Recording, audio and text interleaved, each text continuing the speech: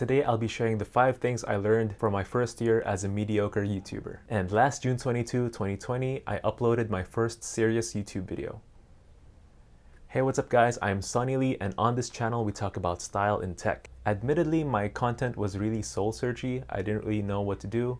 It was sort of throw everything to the wall and see what sticks sort of strategy. I made videos on tech, on style, on gaming, on travel, and the occasional cinematic vlog. I definitely learned a lot and really put in the reps for my first year on YouTube. Now, I may not be as successful as my other peers that started on the same time as me, such as Ninong Rai or even Nicole Alba. So the first thing I learned is great thumbnails and titles are very important. It's sort of obvious, but it really sets the expectations of your video. It's sort of the cover of your book or the poster for your movie. I think you really need to plan out what you show on your thumbnail and your title, and it also gets people curious to watch your video. Number 2, being a YouTuber is hard. Now, that feeling you get when you watch a YouTube video like Mr. Beast or Matt Diavella, Casey Neistat, or MKBHD, you get that really great feeling inside. And it's not the same feeling when you're making those videos. Now, being a one-man team as well is really hard. It's really difficult to, check things. It's very easy to overlook things and you can't get a second opinion from someone, or maybe have someone to film you when you need some moving shots. I also had this issue with my mic recently. I was recording video with this mic and apparently a part of it is sort of frayed. So I'm not sure what is causing it, but I filmed a bunch of videos one time. When I checked the footage out, there was a bit of static in the sound, but just that sort of thing, it's very easy to go on your way and not realize any mistakes. And number 3, you really need to stand out. Now, these are your key differentiating factors. Most channels are funny, minimalist, high quality, very in-depth. It sort of evokes a certain emotion when you watch those videos. Some are really wholesome, maybe you're really humble, maybe you're attractive, you're cool, you're talented, all sorts of things. And you sort of combine all these things to give people many reasons to subscribe and watch your videos. Now, most of the time I notice that people don't watch videos for what you're showing in a video, but mostly people subscribe because you're in it. That's why it's YouTube, it's MeTube. So, you subscribe to Ninong Rai because he's Ninong Rai, you subscribe to Nicole Alba because it's Nicole Alba, and you just so happen to also learn a lot of personal finance stuff, or so happen to learn some cooking stuff. Most of the time you subscribe to someone or you don't subscribe to someone based on their personality. So I think personality really shines on YouTube. And number 4, learning. Each video subject has a different process. Now, for example, tech and watch videos are really easy to shoot. I just plan out what I need to say and plan out which ones will need B-roll on it, and that's it. I just say everything and then pile on the B-roll when it's needed. It's very easy. For a travel video, it's very difficult because you need to plan out the shots. Also, it's really difficult to know what to say and when, and at the same time you need to take a lot of shots, like establishing shots, detail shots, talking shots, and clean sweeping shots. As for style videos, there's a lot of planning involved in outfits, as well as I think it would be way better if there is someone else to shoot you for moving cinematic outfit shots.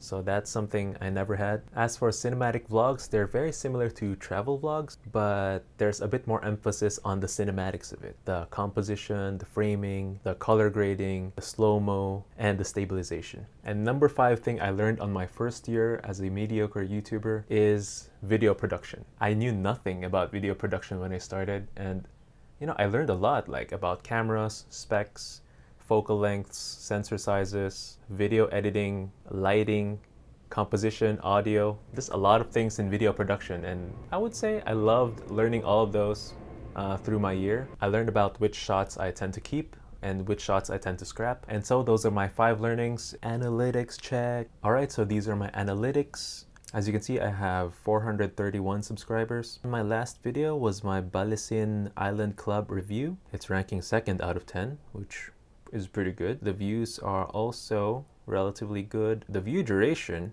is, wow, I might have done something unique here. I guess audience retention is way better here compared to my previous videos, as well as watch time. As for real-time views, 318 in the last 48 hours. So I got 318 views in the last 2 days. Pretty okay. And my top videos are this Casio, which is, I think this is an SEO thing because there's a lot of Casio F91W fans all over the world. And I guess also tech reviews such as this Galaxy Note 20 Ultra also garners a lot of views. And I guess since this is my newest video, it also gets a lot of views. And also these other two, which perpetually get a lot of views. So 32 and 30. As for the views in the last 28 days, there have been 3,297. Wow. Okay. Watch time also increased. Subscribers increased by 36. I am still not monetized because I don't have 1,000 subscribers yet. Also 1,000 hours watched. My top videos so far in the last 28 days is this Casio video, the Galaxy Note 20 review video, the Scaroso far-fetched video, and the pandemic everyday carry. I guess what I've learned here is if you have a topic that has a cult-like following, such as these two, even Chelsea boots, I think they have a very cult-like following. They will garner views perpetually. And as for pandemic everyday carry, people just like lists, you know. So this is a list video and I think it's doing really well, so I might do more of that in the future, but it just takes a bit more planning and it's very compact. It's a very compact video, so I see why it's popular. And this last one is a really SEO thing because I found this item on Shopee and I didn't find any videos of it anywhere except for I think Caleb from DSLR Shooter, but his is a bit different.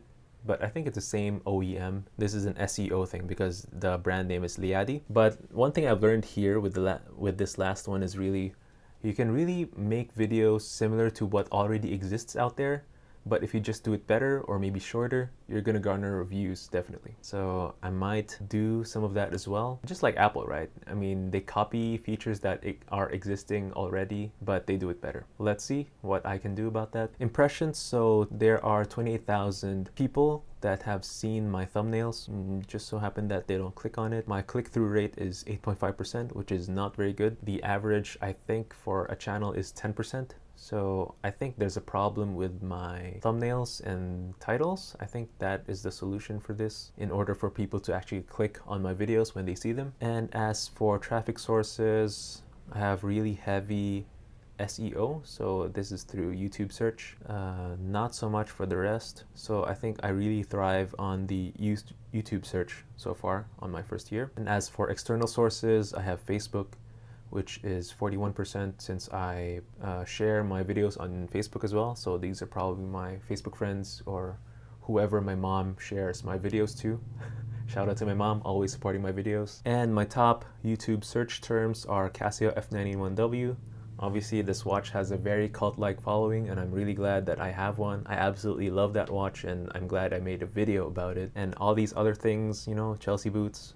Everyone loves Chelsea boots. And Galaxy Note 20 Ultra. And top video suggesting my content is revisiting the Galaxy Note 20 Ultra. This is probably from someone else. And top playlists playing my content. Oh wow. So tech videos, I think this is my own playlist, 50%, and uploads from Sunny Lee, 25%. As for engagement, so far my view duration is around 2 minutes and 30 seconds. So, you know, attention span really is going down despite me trying to really, you know, be more engaging throughout the video. As for my audience, they're 100% male and most of my viewers are on the age of 25 to 34, so definitely within the millennial range. And next, top geographies, I've now got more views in the Philippines and a bit less in the US and India. Before, I think my top the geography was US and now it's sort of shifting. As for watch time for subscribers, I have 95% of people that watch my videos